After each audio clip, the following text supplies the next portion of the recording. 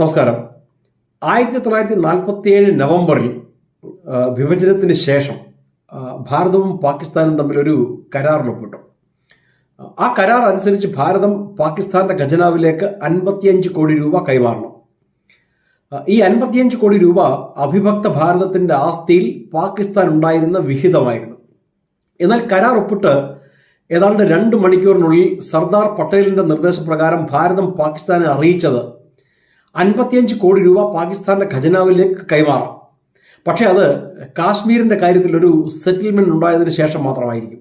1947 August 15 ഭാരതം സ്വതന്ത്രമാകുമ്പോൾ കാശ്മീർ ഭാരതത്തിന്റെയോ പാകിസ്ഥാന്റെയോ ഭാഗമായിരുന്നില്ല. ആ വർഷം October 26 Kashmir ഭാരതത്തിൽ ലയിക്കുന്നത്. അന്നു മുതൽ കാശ്മീർ ഭാരതത്തിൽ ലയിച്ച അന്നു മുതൽ പാകിസ്ഥാൻ കാശ്മീരിൽ നുഴഞ്ഞു കയറി പ്രശ്നങ്ങൾ ഉണ്ടാക്കുവാൻ ആരംഭിച്ചിരുന്നു. പട്ടേലിന്റെ അഭിപ്രായത്തിൽ കാശ്മീർ പ്രശ്നം പരിഹരിക്കാതെ നാം കൊടുക്കുന്ന ഓരോ രൂപയും നമുക്കെതിരെ കാശ്മീരിൽ ആയുധം വാങ്ങുവാൻ പാകിസ്ഥാൻ ഉപയോഗിക്കും. അതുകൊണ്ട് പാകിസ്ഥാന് കൊടുക്കുവാനുള്ള 55 കോടി രൂപ കാശ്മീർ പ്രശ്നം പരിഹരിച്ചതിന് ശേഷം മാത്രം കൊടുക്കുക. ഇതായിരുന്നു പട്ടേലിന്റെ നിർദ്ദേശം. മാത്രമല്ല, പട്ടേലിന്റെ ഈ നിർദ്ദേശം 1948 ജാനുവരിയിൽ ചേർന്ന ക്യാബിനറ്റ് മീറ്റിംഗ് പൂർണ്ണമായും അംഗീകരിക്കുകയും ചെയ്തു. ആ ക്യാബിനറ്റ് മീറ്റിംഗിൽ പട്ടേലിനെ കൂടാതെ നെഹ്റു, ശ്യാമപ്രസാദ് മുഖർജി, NV ഗാഡ്ഗിൽ, ഡോക്ടർ അംബേദ്കർ ഇത്രയും പേർ ചേർന്നാണ് പട്ടേലിന്റെ നിർദ്ദേശം അംഗീകരിക്കുന്നത്. ക്യാബിനറ്റ് മീറ്റിംഗിൽ എടുത്ത തീരുമാനം 1948 ജാനുവരി 12 പട്ടേൽ ഒരു പ്രസ് കോൺഫറൻസിൽ ബ്രീഫ് ചെയ്തു. തൊട്ടടുത്ത ദിവസം, അതായത് ജാനുവരി 13 മഹാത്മാഗാന്ധി പട്ടേലിനെ വിളിക്കുന്നു. എന്നിട്ട് മൗണ്ട് ബാറ്റന്റെ അഭിപ്രായം മഹാത്മാഗാന്ധി പട്ടേലിനെ ധരിപ്പിച്ചു.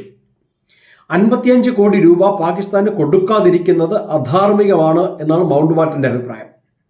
ഇത് കേട്ട പട്ടേലിന് മൗണ്ട് ബാറ്റനോട് വല്ലാത്ത ദേഷ്യം തോന്നി.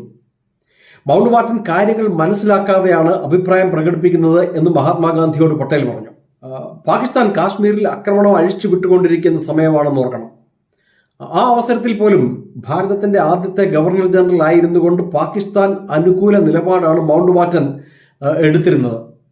യഥാർത്ഥത്തിൽ മൗണ്ട് ബാറ്റൻ ഒരു പാകിസ്ഥാൻ അനുകൂലിയായിരുന്നു എന്ന് മഹാത്മാഗാന്ധിക്ക് മനസ്സിലായിരുന്നില്ല. മഹാത്മാഗാന്ധിയെ പോലെ ഒരു വലിയ നേതാവിന് ഗ്രൗണ്ട് റിയാലിറ്റിയെ കുറിച്ച് മനസ്സിലാക്കുവാൻ ചില അവസരങ്ങളിലെങ്കിലും സാധിക്കാതെ വരുന്നത് എന്തുകൊണ്ടാണെന്ന് നമുക്ക് അത്ഭുതം തോന്നിപ്പോകും. പാകിസ്ഥാൻ 55 കോടി രൂപ കൊടുത്തേ മതിയാകൂ എന്നാവശ്യപ്പെട്ടുകൊണ്ട് മഹാത്മാഗാന്ധി നിരാഹാരം ആരംഭിച്ചു. അതോടെ നെഹ്റു താൻ ഉൾപ്പെടെ ക്യാബിനറ്റ് മീറ്റിംഗിൽ എടുത്ത തീരുമാനത്തിൽ നിന്നും പിന്മാറി.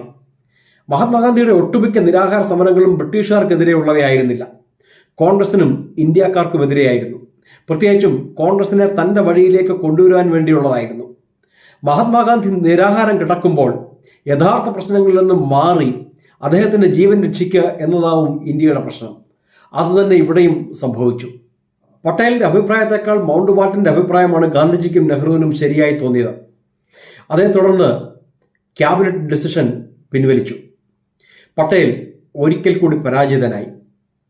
ഭാരതത്തിനെ തുടർന്നും കാശ്മീരിൽ ഉപദ്രവിക്കുവാൻ 55 കോടി രൂപ ഭാരതം പാകിസ്ഥാന് കൈമാറി. മഹാത്മാഗാന്ധിയെ സംബന്ധിച്ച് ബ്രാൻഡ് മഹാത്മാ വളരെ പ്രധാനപ്പെട്ടതാണെന്ന് തോന്നിപ്പോകും. നെഹ്റുവിനെ സംബന്ധിച്ച് ഗാന്ധിജിയും മൗണ്ട് ബാറ്റനും എന്തു പറയുന്നുവോ അതാണ് അദ്ദേഹത്തിന് പ്രധാനപ്പെട്ടത് എന്ന് തോന്നിപ്പോകും. എന്നാൽ പട്ടേൽ അടിമുടി ഒരു ദേശീയവാദിയായിരുന്നു.